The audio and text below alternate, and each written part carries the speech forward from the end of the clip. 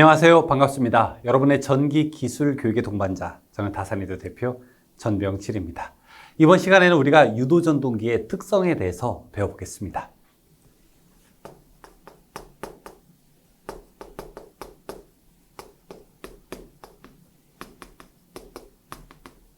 이 첫 번째는 비례추위라는 말이 나오게 됩니다. 이 비례추위, 말 그대로 하게 되면 무슨 뜻일까요? 대충 비례해서 때려 맞춘다? 이런 게 바로 비례추위가 아닐까요? 비례해서 때려 맞춘다? 뭐가 있을까요? 예를 들어 우리가 이제 회사에서 만약에 일을 하게 되는데, 회사에 여기가 연차라고 하고 여기가 이제 월급이라고 한번 해보겠습니다. 만약에 1년째 일할 때 1년 차일 때 한 100만 원을 받았어요. 2년 차 일을 했더니 여기 2년 차일 때는 한 120만 원을 받았어요. 3년 차 일을 하게 되니까 한 140만 원을 받았어요. 자, 다음 문제. 4년 차 일할 때는 얼마를 받을 수 있을까요?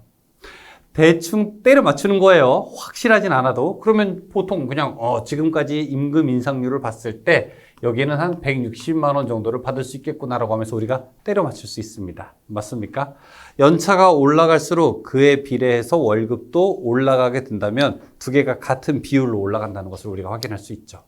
유도 전동기 중에서 이 비례추위라고 하는 것이 어디에 적용되냐면은 권선형 유도 전동기에 적용이 되게 됩니다. 권선형 유도 전동기는 이 겉으로 돌아가는 회전자에다가도 전원을 넣지만 이 안에 움직이는 이 전기자에도 전원을 연결하게 됩니다. 그런데 이때 안에 돌아가는 유도 전동기에다가 우리가 저항을 연결하게 돼요. 이때 저항을 연결하고 저항값을 살살살살 조절하게 되면은 어떤 일이 발생을 하게 되냐면은 바로 슬립이 변화하게 되는 그런 재밌는 특징이 있습니다.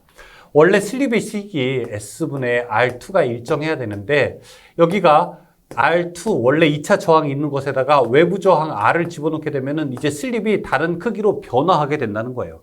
이 비율에 따라서 외부 저항 크기에 맞춰서 슬립이 크고 이제 작아지는 변화가 만들어지게 되는 겁니다.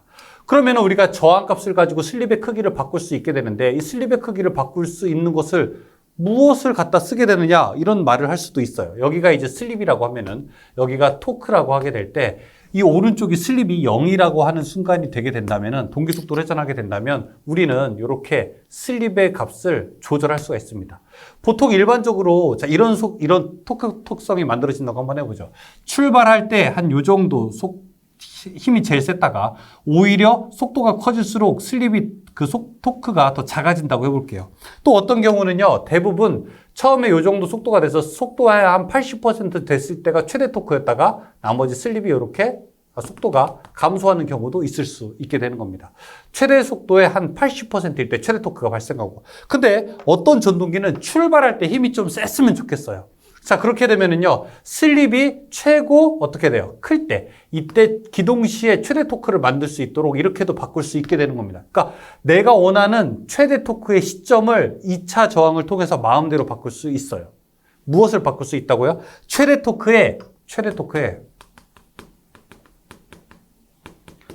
최대 토크는 일정합니다. 크기가 아니라 최대 토크의 시점을 바꿀 수 있다는 얘기입니다. 그러면 어떤 경우에 유리하게 돼요? 어떤 모터인 경우는 우리가 출발할 때 힘이 좀 셌으면 좋겠고 어떤 모터는 한 500rpm 정도 됐을 때 최대로 힘이 세면 좋겠고 어떤 모터는 더 고 rpm일 때 힘이 최고로 컸으면 좋겠는데 그것을 우리 마음대로 조절할 수 있게 된다는 얘기죠. 그 뜻이 바로 비례추위입니다. 비례추위에서 그런 문제 뭐 나올까요? 첫 번째, 최대 토크는 어떻게 되느냐? 최대 토크는 변하지 않는다.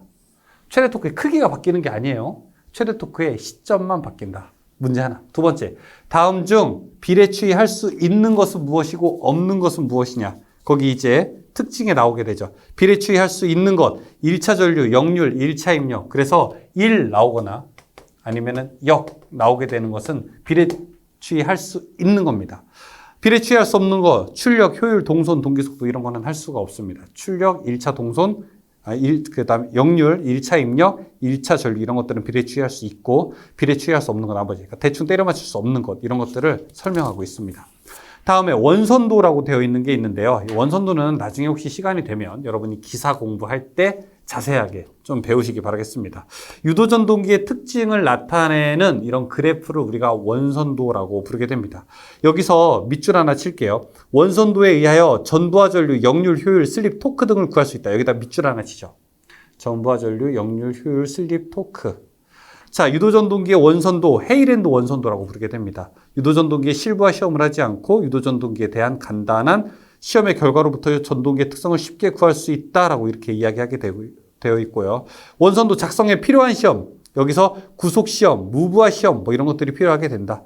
원선도를 통해서 알 수 있는 것, 1차 동선, 2차 동선, 1차 입력, 철손, 여자전류 이런 것들을 알 수 있다. 여기 나와 있게 됩니다.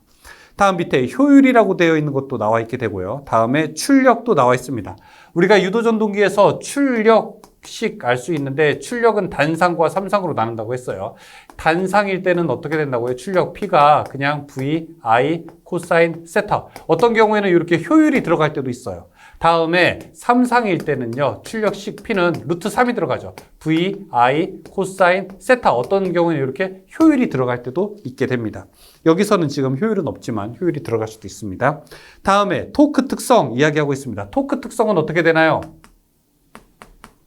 토크는 0.975 n분의 p. 우리가 직류 전동기 할 때 토크 특성 이렇게 똑같은 식 구할 수 있었죠? 맞아요. 이렇게 됩니다. 그 다음에 토크는 어떻게 되느냐? 토크는 전압의 제곱에 비례하게 된다. 자, 여기다 밑줄 치십시오.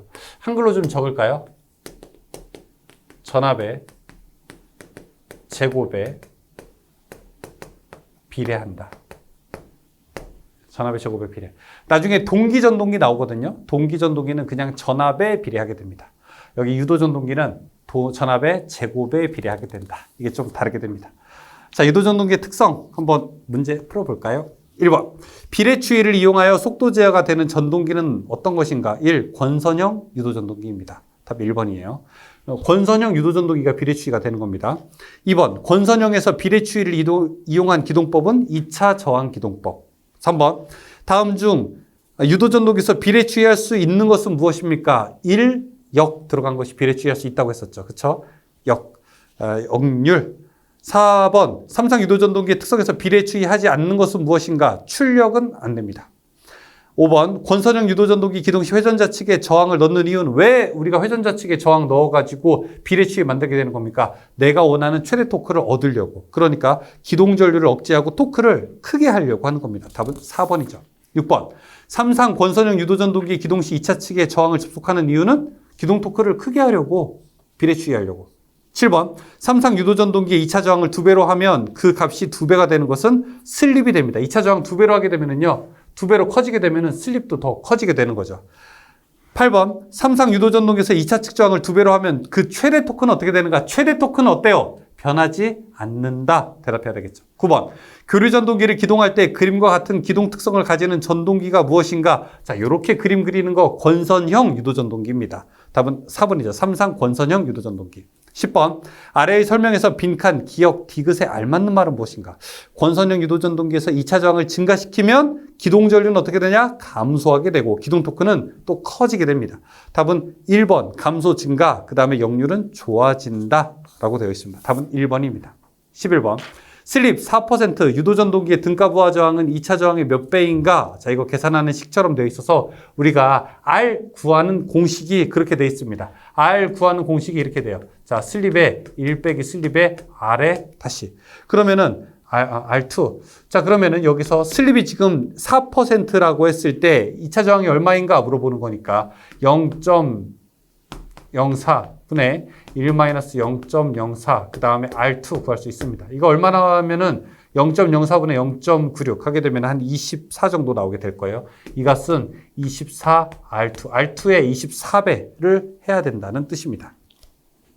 12번. 슬립이 5% 2차 저항이 0.15민 유도전동기의 등가 저항은 어떻게 되는가? 자, 똑같이 풀 수 있습니다. 답은 3번 1.9가 나오게 됩니다. 여기는 R2 값을 또 알려줬네요. 13번. 슬립이 일정한 경우 유도전동기의 공급 전압이 2분의 1로 감소되면 토크는 어떻게 되는가? 이 전압의 제곱에 비례하게 돼요. 이 전압이 2분의 1로 감소되게 되면 어떻게 됩니까? 2분의 1에 감소되게 되면요. 이거는 4분의 1로 줄어들게 되죠. 답은 4번이죠. 14번. 삼상 유도전동기의 토크는 어떻게 되는가? 전압의 제곱에 비례하게 된다. 답은 1번이죠. 15번. 일정한 주파수의 전원에서 운전하는 삼상 유도전동기의 전원 전압이 90%가 되면, 자, 이게 90%가 됐대요. 0.9의 제곱이 됐대요. 그럼 이가 뭐 어떻게 됩니까? 0.81, 즉 81%로 줄어들게 되겠죠. 답은 3번이죠. 그러니까 13번, 14번, 15번이 다 똑같은 문제예요. 16번. 유도전동기에서 원선도 작성 시 필요하지 않은 것은 무엇인가? 4번의 슬립 측정. 이건 원선도 상에서 구할 수 있습니다. 17번. 삼상 유도전동기의 전격 전압을 Vn, 출력을 P, 1차 전류를 I1, 역류를 코사인 세타라고 하면 효율을 나타내는 것은 무엇인가 물어보다. 효율은 입력분의 출력이죠. 입력은 루트 3 VI 코사인 세타 분의 출력은 P니까 답은 3번이 되겠습니다. 3번처럼 답을 구하면은 우리가 유도전동기의 특성에 대해서 모두 다 알 수 있게 됩니다.